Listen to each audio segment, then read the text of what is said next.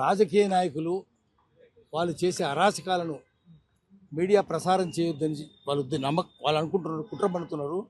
దానికోసం సోషల్ మీడియాను టెర్రరైజ్ చేస్తున్నారు. ఆ టెర్రరైజేషన్ ప్రక్రియలో భాగమే కేవీఆర్ ఛానల్ మీద దాడి, కేవీఆర్ టీవీ మీద దాడి, వెంకటరామరెడ్డిని అరెస్ట్ చేయడం, తీసుకుని పోవడం. అది దానికి అందరు కుమ్మక్కైనని తెలిసిపోతూనే ఉంది. ఎందుకంటే అరెస్ట్ చేస్తే నోటీస్ ఇవ్వాలి, నోటీస్ లేదు, ఎఫ్ఐఆర్ లేదు. ఆయన చెప్పింది ఏముంది? దేవునితోటి ఒక మనిషిని పోల్చొద్దు, ముఖ్యమంత్రిని పోల్చొద్దు అన్నాడు. ముఖ్యమంత్రి అనేక దొంగ పనులు చేస్తాడు కదా. దేవుడు తెలంగాణ పరిశ్రమ మూసేసిండా? తెలంగాణ పరిశ్రమ చంద్రబాబు మూసేసింది కదా. శివుని ఎందుకు నిందించాలి మనం? శివుడు ముందు ఆల్విని ఎవరు మూసిండు? చంద్రబాబు నాయుడే కదా. నయం ఎవరు సృష్టించిండు? చంద్రబాబు నాయుడే కదా. 18 మందిని భువనగిరిలో చంపింది ఎవరు? చంద్రబాబు నాయుడే కదా. ఆల్విన్ ఐడియల్, IDPL, private rules, republic four, DPR ఇవన్నీ అడ్డికి పావుసారు అమ్ముకుని చంద్రబాబు నాయుడే కదా. అంటే నువ్వు శివునితో పోలిస్తే శివుడు అమ్ముకున్నట్టు, అది తప్పు కదా. శివునితో ఎట్లా పోలుస్తావు? ఆ నయం శివుడు సృష్టించిన చంద్రబాబే కదా. ఒక మనిషిని దేవునితో సృష్టించడం తప్పది. సృష్టించడం తప్పైనప్పుడు గల్లా బట్టి అడుగుతాం మనం. ఏ మీడియా అయినా సరే, ఎల్లో మీడియా, అది మహా టీవీ కావచ్చు, ఇంకో టీవీ కావచ్చు, అది మహా ఘనపాటలు దొంగల ఆ టీవీ తప్పది. దాన్ని అందరం పోయి మీడియా వాళ్ళ పోయి కూర్చోవాలి. తెలంగాణ మహా టీవీని బైకాట్ చేయాలి. తెలంగాణలో ఉండనియొద్దు. అరే నువ్వు చంద్రబాబుని ఛానల్, చంద్రబాబు దగ్గర పో. నువ్వు ఇక్కడ నుండి ఎట్లా నడుపుతావు? ఇక్కడుండి నువ్వు ఆంధ్రాను విమర్శించొద్దు.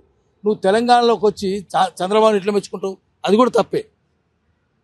అందుకని ఇటువంటి ఎల్లో మీడియా ఏదైనా సరే, ఏ ఛానల్ అయినా, ఏ పత్రిక అయినా పొలిమేర దాకా తరిమేయాలి. తెలంగాణలో ఉండనియొద్దు. దానికోసం సోషల్ మీడియానే ఉండాలి, ఇంకే మీడియా ఉండొద్దు. ఏదైనా తెలంగాణ వాళ్ళది ఉంటే అది కూడా తెలంగాణ వాళ్ళకి అనుకూలంగా ఉండాలి. తెలంగాణ మీద జరిగే జాడులన్నీ చూపించాలి. తెలంగాణ బిడ్డలకు జరిగే అన్యాయాలన్నీ బహిర్గతం చేయాలి. అందుకనే ఇప్పుడు సోషల్ మీడియా అంతా ఏకం చేద్దాము. అన్సోషల్ మీడియాను కట్టగట్టి మూసినది మురికాలు తొక్కిపారేద్దాం. లేకపోతే ఇక్కడ రాష్ట్రంలో కూడా మొన్న ఖమ్మంలో జరిగిన ఇన్సిడెంట్ పై ప్రశ్నించిన వాళ్ళని కూడా అరెస్టు చేసి దాడులు చేసిన పరిస్థితి. సో ఇట్లా వరుసగా జరుగుతా ఉన్నాయి. ఎట్లా చూడొచ్చు మరి? అంటే ఎందుకు జరుగుతుందంటే, ఇప్పుడు యోగి ఆదిత్యనాథ్ ఉన్నాడు, బుల్డోజర్ రాజ్యమే కదా. యోగి ఆదిత్యనాథ్ మోడీ శిష్యుడు. ఆ మోడీ శిష్యుడు చంద్రబాబు నాయుడు, చంద్రబాబు నాయుడు శిష్యుడు రేవంత్ రెడ్డి.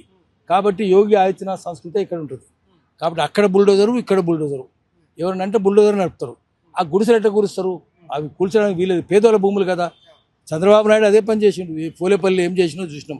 ఎస్సీజీలు ఎంతమందిని చంపించిండ్రు వాళ్ళు, ఫార్మా ఎస్సీజీలు పెట్టి. ఓపెన్ కాస్ట్ అయితే ఎంతమందిని ధర్మేసిండ్రు. అదే సంస్కృతి ఇప్పుడు కేసీఆర్ కొనసాగించిండు, తర్వాత రేవంత్ రెడ్డి కూడా కొనసాగిస్తుంది, దాన్ని కంటిన్యూ చేస్తున్నారు.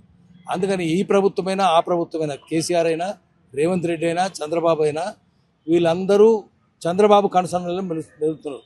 చంద్రబాబు ఎందుకంటే వీళ్ళందరికీ కార్పొరేట్ కంపెనీలు ఉన్నాయి, విదేశీ కంపెనీలు ఉన్నాయి, మల్టీనేషనల్ కంపెనీస్ ఉన్నాయి. అమెరికాలో కార్పొరేటోక్రసీ నడుస్తుంది. అంటే కార్పొరేట్ కంపెనీలు, axon company, xenon company, Ford ఫింటో company, Enron company వాళ్ళదే. ఇక్కడ కూడా వాళ్ళ ఏజెంట్లే, వాళ్ళ తొత్తులే వీళ్ళందరూ. ఆదానీలు, అంబానీలు, మోదీలు, ముఖ్యమంత్రులు అందరూ కార్పొరేటోక్రసీలో భాగం. కార్పొరేట్ పరిపాలన నడుస్తున్నది. క్లిప్టోక్రసీ, చోరస్వామ్యం నడుస్తుంది. ప్రజాస్వామ్యం కాదు, చోరస్వామ్యం. అందరూ దొంగలే కూర్చున్నారు. అందుకనే గట్టిగా మనం నిలదీయాలి. సోషల్ మీడియా ఒకటే దానికి సమాధానం. సోషల్ మీడియా అందరి మధ్యన సంఘీభావం ఉండాలి. సంఘీభావం పునాదిగా సోషల్ మీడియా నడుపుతాము, అన్సోషల్ మీడియాను బహిష్కరిద్దాం. తెలంగాణ జర్నలిస్టులు ఒక ఆంధ్రాకి తీసుకెళ్లి టార్గెట్ చేసిన తెలంగాణ పోలీస్ వ్యవస్థ ఏం చేస్తున్నారు? పోలీసులు కుమ్మక్క ఇంటరాళ్ళు.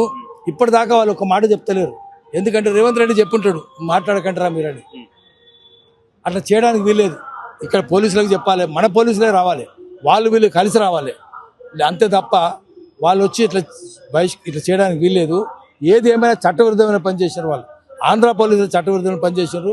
మన పోలీసులను కొన్నరా, మేనేజ్ చేసినరా, నోరు మూసినరా, కళ్ళు మూసినరా, అది ప్రశ్నించాలి. అందుకని ఎల్బీ నగర్ పోలీసులను కూడా పోయి అడగాలి.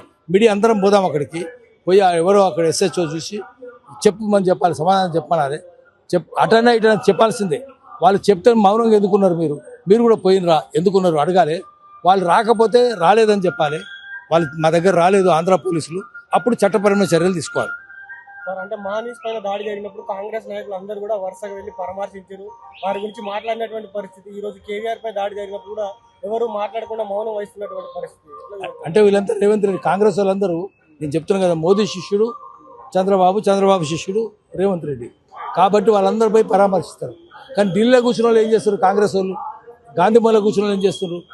మోదీకి సార్ అట్లున్నాడు, మరి రాహుల్ గాంధీకి ఏమైనా తెలుసా? ఏమి తెలియదు. పట్టించుకోడు. మన వచ్చిండు వికారాబాద్, ఇట్లా వచ్చి అట్లా పోయిండు. ఎగిరిపోయింది అంతే కదా, ఎవరిని పట్టించుకోలేదు కదా. ఫ్లయింగ్ విజిట్ ఎందుకు? జనంతో కూర్చో, ఇక్కడ ఉండో వారం రోజులు 10 రోజులు స్లమ్ పో. ఎందుకు పోడు రాహుల్ గాంధీ? మీది ఉన్నది 2 స్టేట్సే కదా, 2 స్టేట్స్ 3 స్టేట్స్ ఉన్న వాళ్ళు రోజు జనంలో కూర్చొని ఎందుకు పోరు? కర్ణాటక ఎందుకు పోరు? తెలంగాణకి ఎందుకు పోరు? ఢిల్లీ వాళ్ళు ఎందుకు పోరు? ఖర్గే ఎందుకు రాడు? ఇక్కడ ఎందుకు? ఏం చేస్తుంటారు వాళ్ళంతా? వేణుగోపాల్ ఏం చేస్తుంటాడు? కొప్పుల రాజు ఏం చేస్తుంటాడు? ఇక్కడ రావచ్చు కదా, రారు. వాళ్ళంతా ఢిల్లీలో కూర్చున్నారు, తింటున్నారు.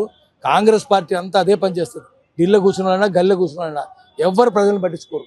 అందుకనే ప్రజలే కాంగ్రెస్ పార్టీ కూడా గట్టిగా బుద్ధి చెప్పాలి, చెప్పి చెత్తబుట్లో పడేయాలి ఆ పార్టీని, మళ్ళీ కొత్త పార్టీని తీసుకొని రావాలి.